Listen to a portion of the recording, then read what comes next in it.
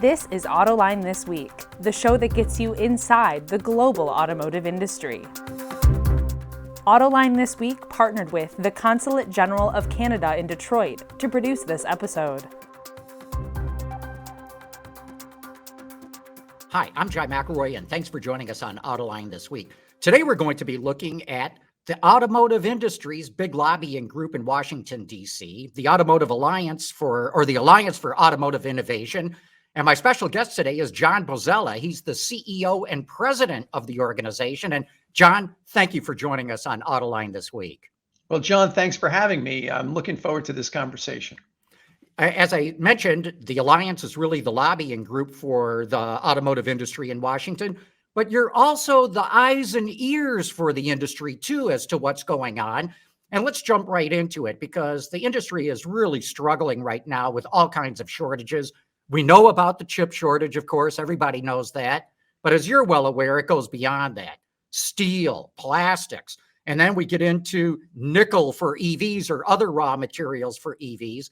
So my first question is, what does the United States need to do from the Alliance's viewpoint to build up better and stronger and more reliable supply chains?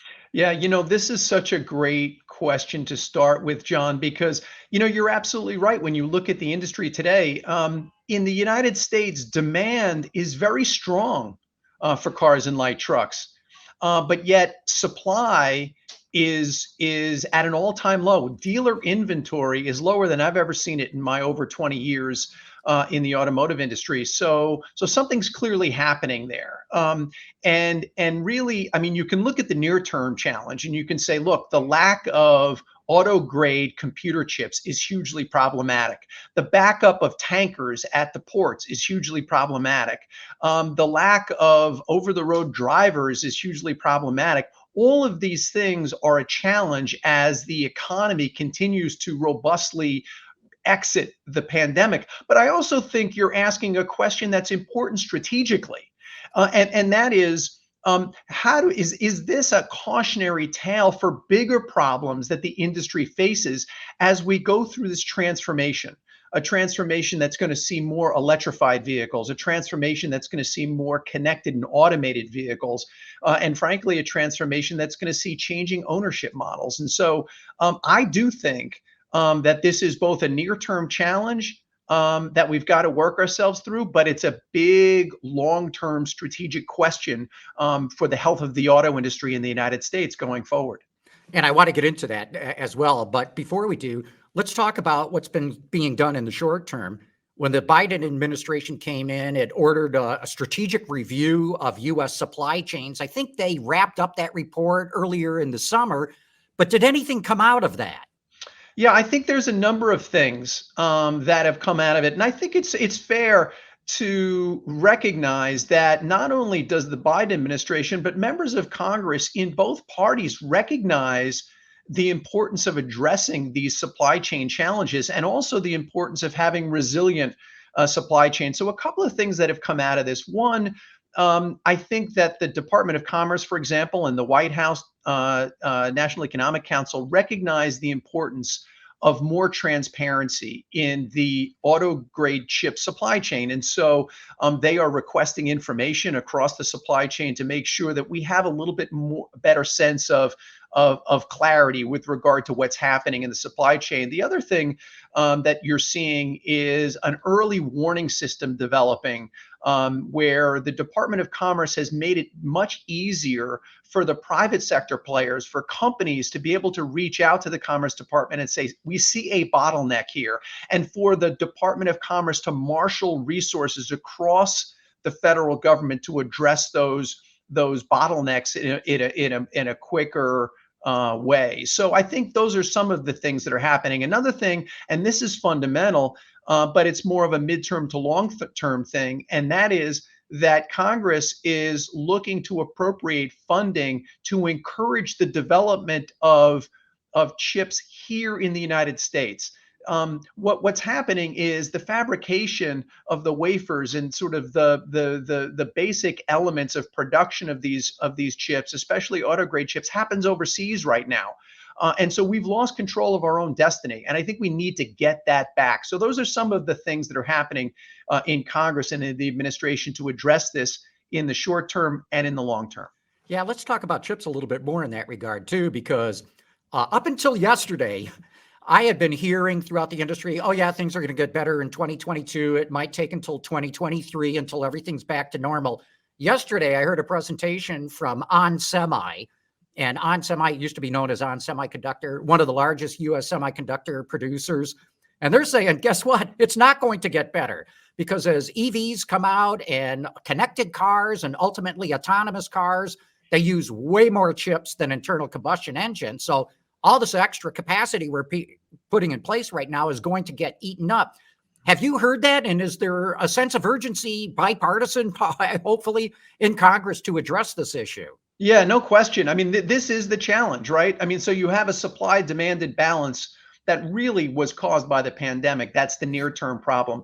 But there is no question when we talk to, and look, we work every day, not only with the large automotive manufacturers and the big tier one suppliers, but also with the chip manufacturers as well. And what we're hearing is, yes, demand for auto grade chips has been reset. More electrification, more automation, more connectivity. There's just no question about that. And so that is why it's really important that Congress finish its business of authorizing investments to encourage production of those chips here in the United States of America. It benefits automaking communities, it benefits auto workers, and most importantly, it benefits consumers who want the latest technologies because they are cleaner technologies, they're safer technologies, and they're smarter technologies.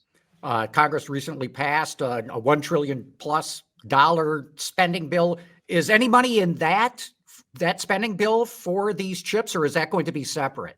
Yeah, so there's a separate bill that some people refer to as the China bill, which is an interesting sort of question, right? Because it gets to this big competitiveness issue, which, maybe we could talk a little bit about. That bill is moving on a separate track. It's already passed the Senate, and I expect we'll see House action before the end of the year. And this is something clearly that is a priority of the Biden administration. So as we can look forward to House action, I think it will become law soon after the House passes it.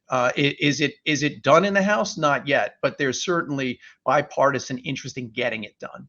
Well, let's get into more detail on that. That's very interesting. I had not heard of it. What's this China bill about? Yeah, so it really, and again, let's think about it in the context of the automotive industry.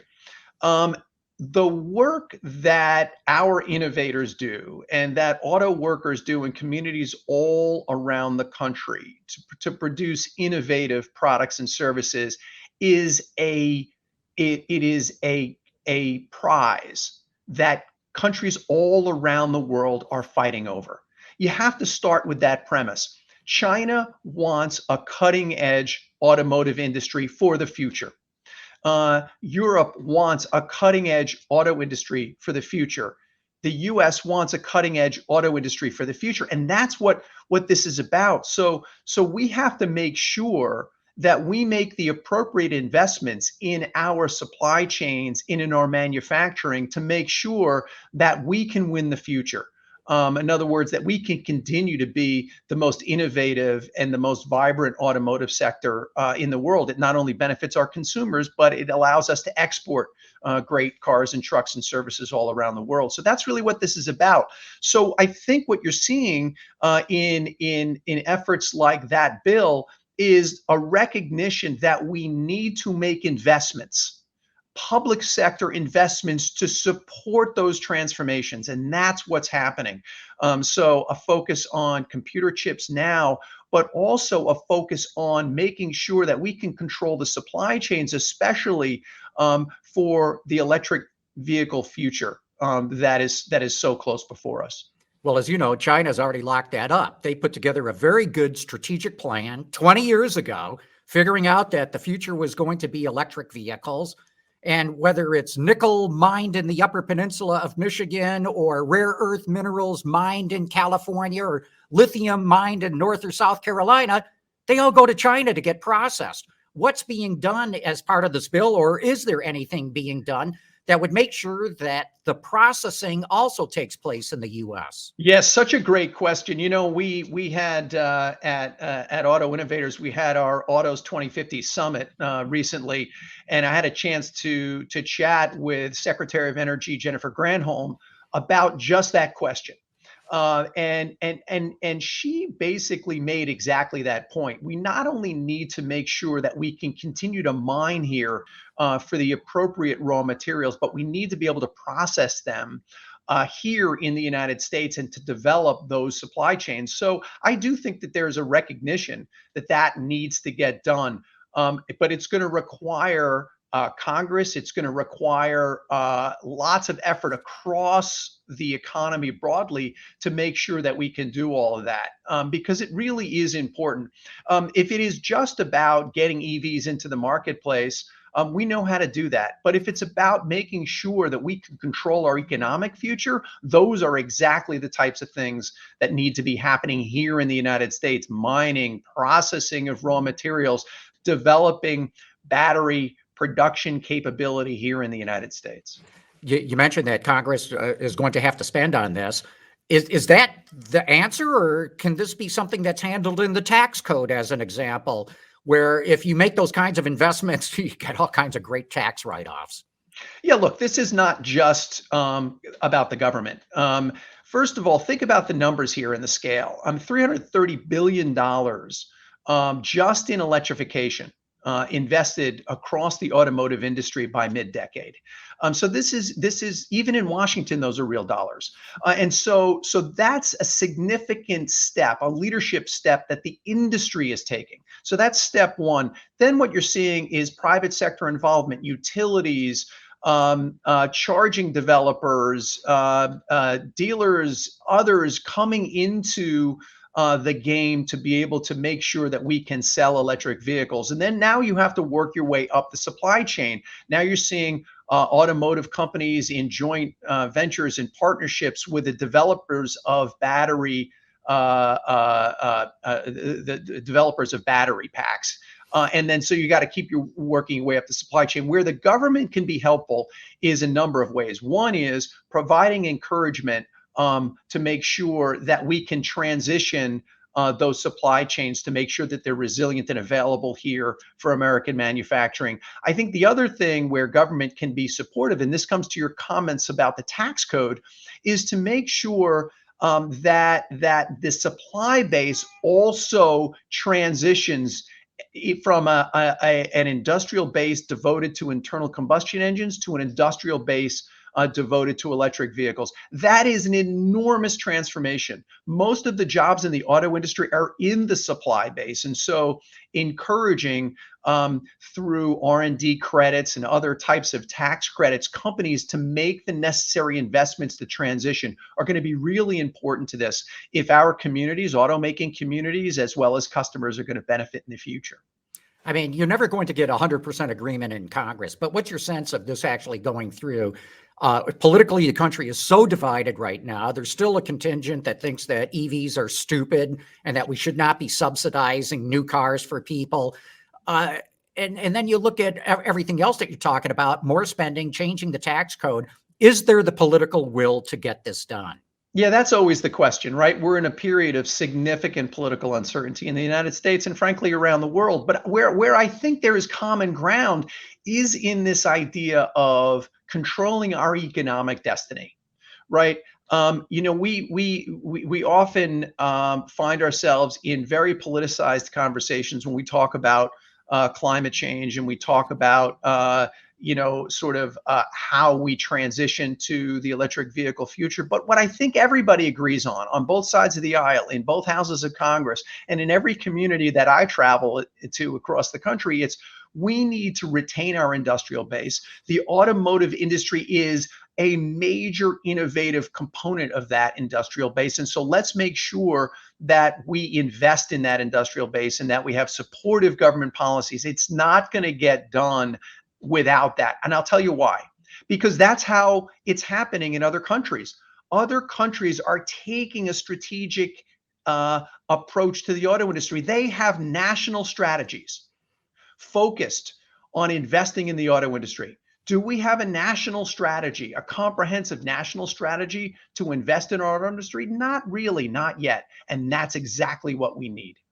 We do, and I agree with you completely. But as you well know, there are people who say, "Hey, wait a minute, national policy, industrial policy. We don't want the government picking winners and losers." And it's a pretty powerful argument. How do you get around that to establish a national policy like you're talking about? Yeah, look, what I said was we need a national strategy. And so I'm not suggesting a government planning exercise. What I'm suggesting is a strategic approach to investing in the auto industry. And by the way, this idea of, gee, those are bad words. Well, look at the China bill. It passed in the Senate with both Democrat and Republican votes. I mean, something's going on here. Both Republicans and Democrats recognize the strategic imperative of investing in our economic future to make sure that we can win against China. So, I think that's a debating society question. Is this industrial policy or not? Frankly, the Senate's gotten over it, and I think the House will too. Mm-hmm. So, let's talk more about the China bill in that regard. Is this maybe a good thing that China has risen to be such a competitor? Do you sense a change in Congress now that maybe the U.S. does have to have more of a national strategy, to use your words on it, not a policy, a strategy, especially when it applies to the automotive industry? Yeah, I think so.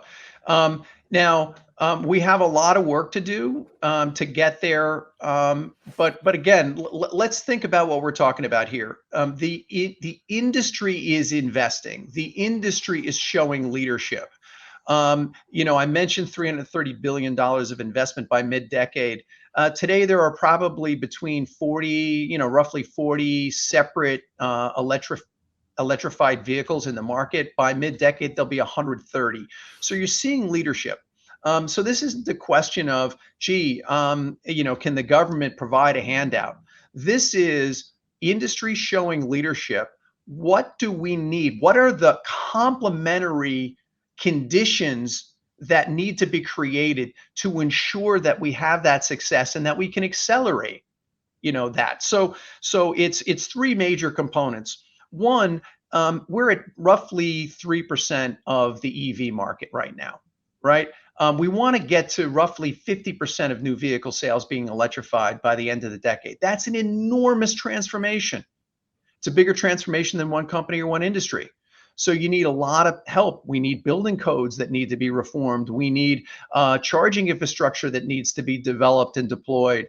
All of those things. But I think when you look at the customer, let's start from the customer and work back. I think purchase incentives for customers to have access to these technologies in a more affordable way, and to have more awareness about what great technologies these are, is where purchase incentives come in. Next, we need investments in infrastructure. Yes, the private sector is going to invest in charging and hydrogen fueling infrastructure, but I think where the government can come in is to make sure that those investments are available in every community, and that we don't leave any community behind as we move forward in this transition. So when you think about things like equity, that's an important role for the government to help ensure. And then thirdly, and we've talked a little bit about this, investments in the industrial transformation.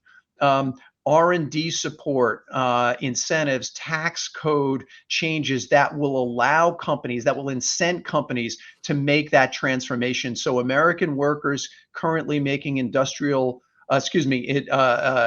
combustion engines can make electric vehicle components as well. So those are the three components of the complementary policies necessary.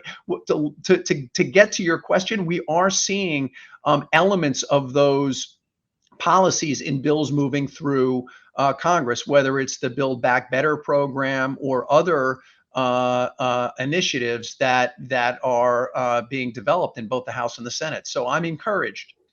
John, what would you like to see the auto industry do more? You represent the OEMs, the automakers themselves, but there's another contingent of suppliers. You've also got dealers as well. Uh, is it an opportunity here to bring those groups together and have more political clout in Washington? There is no question about it. This is a team sport. And we've really been doing a lot of work in this regard. I speak weekly with my counterparts across the supplier community, as well as the Auto Dealer Association. And it's really important that we stay aligned, that we recognize that together we can seize this opportunity. It's transformative. It's great for customers. It's great for workers, and it's great for the innovators. And so working together is going to be really critical going forward. And clearly, there are senators and representatives that are from auto producing states that are totally on board, I'm sure, with what you're talking about.